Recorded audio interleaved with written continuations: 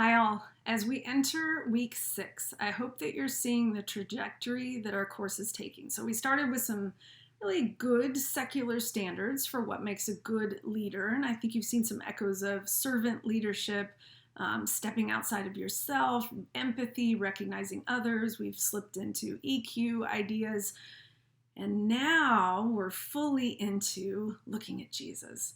And my hope in doing it in this order, rather than kind of mixing the two at the same time, is to bring you to a place where you'll look, those of you who have read the New Testament again and again and again, that you'll look at it with a little bit of fresh eyes. So this is a different lens that we're looking at the New Testament that you might on a Sunday morning, for example, or in a Bible study. And those of you who haven't, no worries. We can look at it together anew.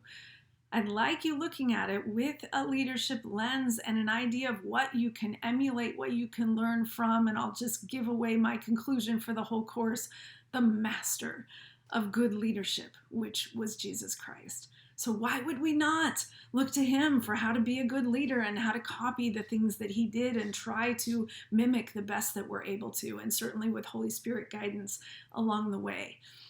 I always found it when I was in my many years of higher education, from bachelor's through master's through 2 doctorates. So, as my kids will count the years, way too much school. Anyway, I always found it just mildly creepy when a professor would assign their own book. And I had that happen as recently as 4 years ago as I was finishing my doctorate of ministry. It's hard to comment when it's the professor's own book. So the reason I'm saying that is I don't assign my own book, but I'll let you in on a little secret that this course is very dear to me because I wrote a book about this. So I'll show you the book. You don't have to ever buy it or look it up. It's fine. But I'm going to give you here in this Professor's Pondering just a little bit of what my thesis is for the book and really the idea that I want us digging into in this course. And I'm always open to kickback, to feedback, to chewing on new ideas. I love it. That's much more exciting than just saying, oh, yes, wonderful, let's move on. That's no fun. So here's the book. Let's see if I can get it in the screen. The Jesus Quotient, IQ to EQ to AQ. What I'm arguing here is that Jesus is our quintessential example of the best leadership that we can ever aspire to. And the reason is he was not weighed down, as some of us are, by this notion of IQ, weighed down or bolstered in ways that are not healthy. We as a culture have put so much stock in this notion of IQ, which is not bad unto itself. And if you look into the history of IQ, and I go into it in a chapter in here, it's fascinating. And the reasons that it was built and put into place and then rebuilt and modified as it was brought to the United States are wonderful and all for good.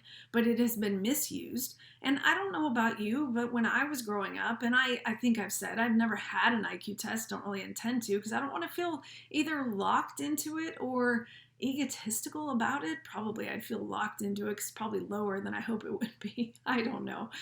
Anyway, I always felt like that was the thing. That was the thing that you wanted to aspire to have a high IQ, but whatever all the experts told us is that you can't change it. It's whatever God gave you. And what if God shorted me? What if he decided to give me only this and someone else got this? Am I going to feel a little bit crabby with God? Oh my goodness, that's not what it's supposed to be. That's not what it was built for.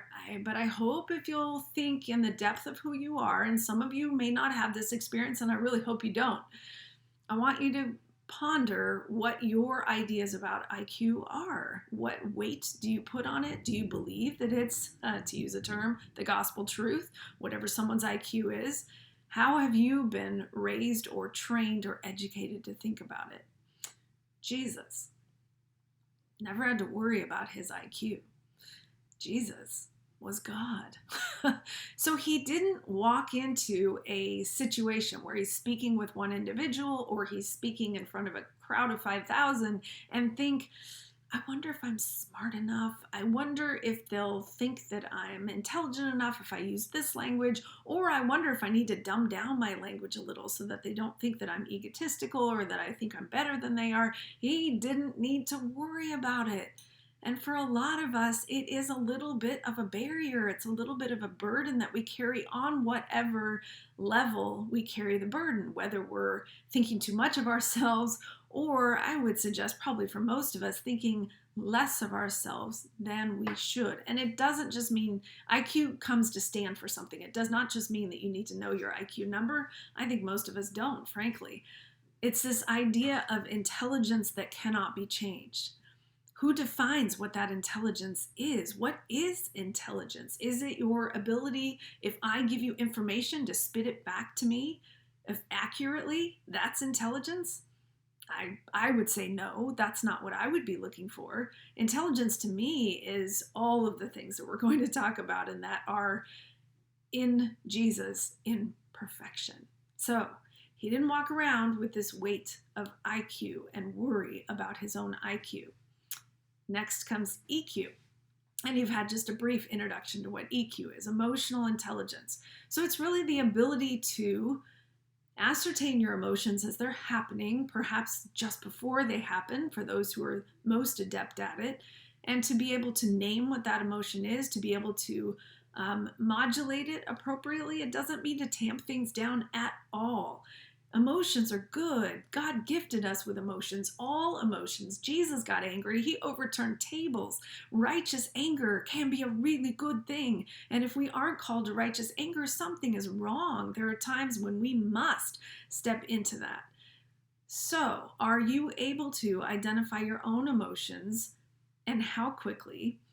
And are you able to then monitor your behavior, reactions? And it doesn't just mean the words you say or even how you hold your body. It can be the whole aura that you're giving off because of an emotion that you're having. And are you aware of how the person in the room across from you or the people are responding to that?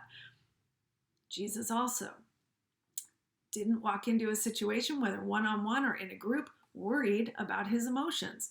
I hope this situation doesn't tick me off because I never know what I do when I'm angry. To him, emotions were good. And if he were edged toward anger, it's because it was a God-given anger and needed to be expressed.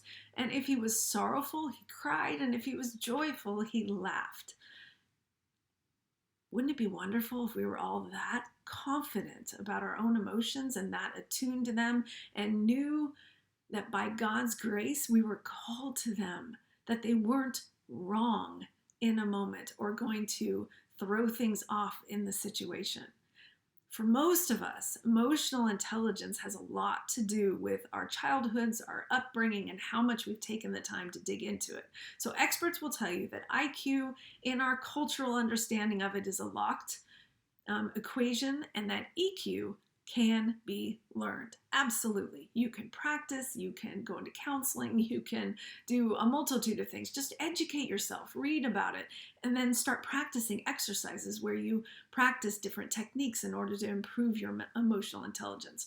So again, the point is, Jesus wasn't weighed down by worries about his own IQ, was not weighed down by worries about his own EQ, and therefore he was able to concentrate fully on something that I call AQ. AQ is your audience quotient. What I mean by that is your ability to gauge the room. So it might be a single person, it might be a group of 20, and it could be the Memorial Coliseum or the Moda Center in downtown Portland. You can feel the room because you're not burdened by IQ and EQ, and you're wondering if they're appropriate or if they're good enough or if you're using them in a godlike way. You can focus 100% on audience quotient, on how your audience is responding. You can flex with the moment in order to communicate what needs to be communicated, in order to, if you need to persuade in the way that is most effective, because you can focus on your audience and you love them because they're humans. And we're called to that. We're called to love them as Jesus loved us. We're called to share that love. So I want you thinking about that as you're reading about Jesus' example, as you're pondering your own leadership, as you're looking around at levels of leadership closest to you, might be in your workplace, might be in your church, even in your home. And as you're looking at state level, as you're looking at the national level, we have it in our face on all sides with multiple different crises and situations at this moment. We're in an excellent place to judge leadership and ponder, how can we emerge from this course with a path that you want to go down to improve your own ability to own, understand, and set over here your IQ, knowing that God created you perfectly, and then own and understand and seek to improve continually, day by day, your own EQ, and therefore be released enough to focus out here. That's the goal. So I look forward to your discussion forums and your papers as well. Blessings on your week.